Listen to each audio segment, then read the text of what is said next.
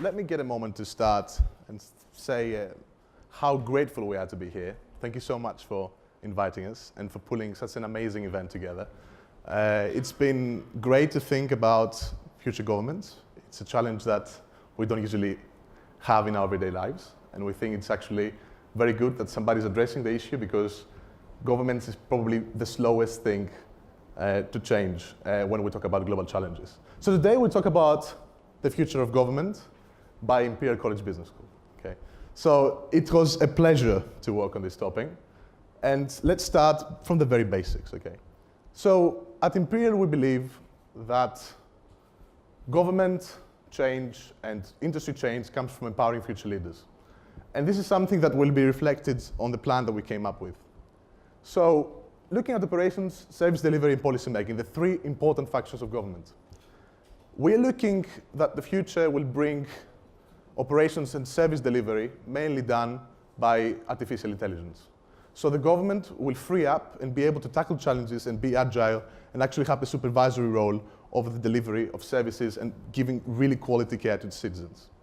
Now, the challenges of government nowadays, and I think the traditional challenges of any government at all times, it's to engage its citizens. It's to be transparent, it's to be innovative and agile, and these things don't actually happen. You know, if you look at the government model, it's been the same over the last century. The exact same thing. You have the ministries, you have the ministers, you have the prime minister.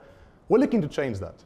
And of course, at the very end of all that is the citizen, who is basically felt alone, outside of the equation of the government, and he feels, or she feels, that their needs are not met, that he's not in focus of the whole service administration.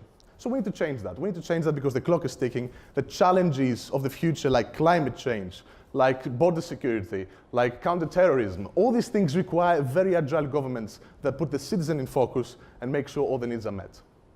So just to make sure we cover all bases, we came up with a framework. It's a framework that's based on PwC, but we edited to make sure we cover all the bases, and we created this analysis base. We analyze the internal stakeholders, the market externalities, the external stakeholders, and how they can influence a citizen-centered model of government. And we believe that the three lenses of government is to engage, enable, and be accountable to its citizens. So these three functions are the core of a successful future government. A future government has to be innovative, transparent, agile, lean, and connected. And all these things can be enabled with artificial intelligence, can be enabled with blockchain technologies, could be enabled with all these different digital transformations we have around. So our new mission statement, it might sound deadly obvious to you, but we think that the future governments need to actually serve the citizens and maximize collective well-being. And this is really important, and happens through 4 different ways: engaging the citizens, administering effective services, having a lean structure that embraces change instead of resisting change, and to be accountable and transparent. So let's start with engaging the citizens. We believe that a good citizen, especially in the era of automation, has to be able to be subsidized for its participation. We believe that it's possible to create a system of basic pay to everybody that is left out of the equation, to make sure that they engage with politics, to make sure that they vote, to make sure that they are present in all the different functions of government. And of course, this has a huge return on investment for the future governments. More involved citizens means citizens that are actually more happy with their lives. It means that they're citizens that are more economically active. It means they're citizens that actually create wealth and generate innovation to society. We also believe it's very important to rate the work of government officials. We believe that citizens should be able to rate on an app how the ministers are doing, and based on that, the ministers should not be able to run if they get a negative, let's say, ranking, or they should actually be able to get a bonus or another incentive for being successful. And finally, we believe in simplifying information for the citizens, making a streamlined virtual hub where the citizens can check everything in government, from where the pensions go to how they can make change happen. The other thing is how to deliver effective and transparent public services. We believe in lifelong learning and skill development, especially in near automation and the need for extra skills to make sure that people are not left out from the labor market. We believe that people should be able to decide a percentage of the tax to be allocated in personal projects. We believe in governments giving the freedom to citizens to do that and to be able to decide on a collective basis, especially on a local level, where they want their money to be spent on local projects.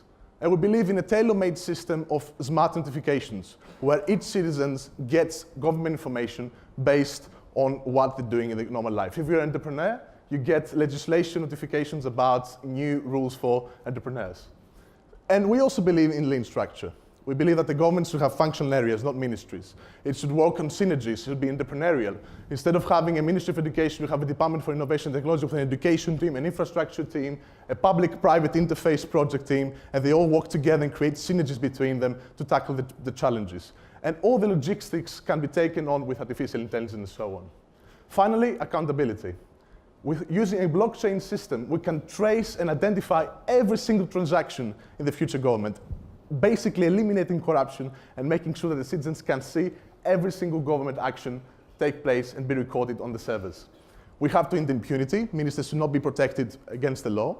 And we have to make sure that the governments use artificial intelligence to have an accelerated response to crises and to deal with all sorts of climate change brings, all sorts of big challenges, or cybersecurity. It has to be very agile, and artificial intelligence can play a very big role in that.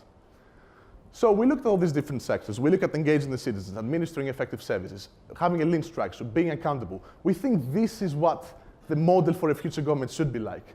And we are very proud that we are here to think about this challenge today.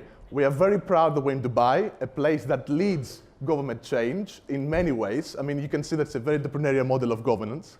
And we truly believe that Dubai is the place that completely captures this sentiment expressed by Abraham Lincoln, that the best way to predict the future is to actually invent it. So at Imperial College, we think that the future governments would really truly depend on the power of the citizens and on the power of decision makers to actually come up with innovative solutions and actually create the future. Ultimately, we want the people to be proud of the governments. And this is something that is very hard to achieve, and it needs collaboration from everybody. Thank you so much for your time.